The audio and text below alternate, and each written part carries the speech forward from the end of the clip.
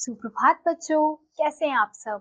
उम्मीद करती हूँ आप सब अच्छे होंगे। तो बच्चों, आज की कक्षा में हम पढ़ने वाले हैं अध्याय नंबर 9, जिसका शीर्षक है स्वस्थ शरीर और भोजन। तो बच्चों, सबसे पहले हम पढ़ेंगे पाठ का उद्देश्य। भोजन जीव जंतुओं की पहली जरूरत है। संतुलित भोजन में अधिक मात्रा में पोषक तत्व होते हैं।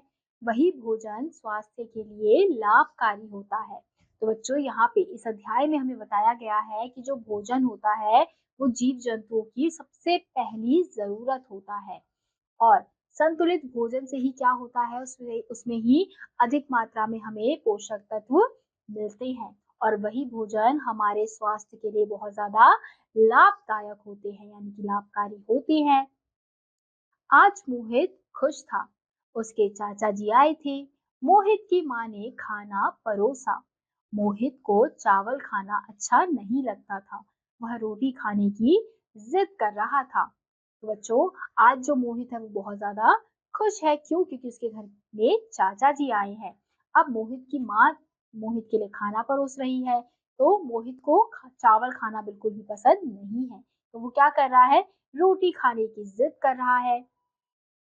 चाचा जी ने उसे समझाया, भोजन से पेट भरता है, लेकिन एक ही तरह का भोजन करने से तुम कमजोर हो सकते हो। तो चाचा जी मोहित को समझाते हैं कि जो भोजन है उससे हमारा पेट भरता है, लेकिन अगर हम एक ही तरीके का भोजन भोजन खाएंगे तो उससे क्या हो सकता है, हम कमजोर पड़ सकते हैं। तो इसलिए हमें हर प्रकार का हर तरीके के भोजन को खाना चाहिए। मोहित चुपचाप खाने लगा। खाने के बाद चाचा जी ने उसे भोजन के बारे में विस्तार से बताया। उन्होंने बताया कि कुछ भोजन हमारे शरीर को काम करने के लिए ताकत देते हैं। इनमें चावल, आटा, आलू, चीनी, शहद आदि शामिल है। कुछ चीजें ऐसी होती हैं जिन्हें खाए बिना हमारे शरीर का बढ़ना कम हो जाता है।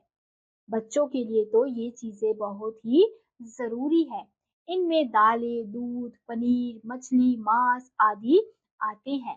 तो मोहित चुपचाप खाने लग जाता है। फिर खाने के बाद जो मोहित के चाचा जी हैं वो उसे भोजन के बारे में विस्तार से समझाते हैं। वो क्या कहते हैं कि कुछ भोजन ऐसे होते हैं जो हमारे शरीर को ताकत देते हैं। तो उनमें कौन से भोजन आते हैं? जैसे चावल हो गया, आटा हो गया, आलू हो गया, चीनी, शहद। इस प्रकार के भोजन से क्या होता है, हमें ताकत मिलती है। और कुछ भोजन ऐसे होते हैं जो हमारे बढ़ने के लिए बहुत ज्यादा लाभदायक होते हैं, जिनसे हमारी जो हाइट होती है, जो हमारी लंबाई होती है वो बढ़ती है। और इस प्रकार का भोजन बच्चों के लिए बहुत जरूरी होता है। तो वो भोजन कौन कौन सा है बच्चों? दालें, दूध, पनीर, मछली, मांस। तो इस प्रकार के भोजन खाने से हमारी जो लंबाई है, हमारा शरीर बढ़ता है। मोहित ने पूछा, चाचा जी, हम सब्जियां और फल आदि खाते हैं, क्या ये हमें ताकत देती हैं? तभी जो मोहित है वो अपने चाचा जी से सवाल करता है कि जो भी हम सब्जियां खाते हैं, फल खाते हैं, क्या इससे हमें ताकत मिलती है? चाचा जी ने बताया, ये चीजें हमारे शरीर को रोगों से बचाती हैं। ये भोजन को पचाने में भी सहायता करती है। तो चाचा जी मोहित को क्या बताते हैं कि ये जो सब्जियां होती हैं, जो फल होते हैं, वो क्या करते हैं, हमारे भोजन को अच्छे से पचाते हैं। और ये हमें रोगों से भी बचाते हैं, यानी कि जो बीमारियां होती हैं उनसे भी बचाते हैं। मोहित ने कहा, फल तो बहुत महंगे होते हैं। चाचा जी ने आगे बताया, यह कोई जरूरी नहीं कि हम महंगी चीजें ही खाएं। मौसम के अनुसार हम ऐसे फल खा सकते हैं जो सस्ते हों। हाँ, एक बात और है, शरीर को ठीक रखने के लिए भी बहुत सी बातों का ध्यान रखना पड़ता है। बासी भोजन खाएंगे, गंदा पानी पिएंगे और सफाई का ध्यान नहीं रखेंगे तो हम बीमार हो जाएंगे।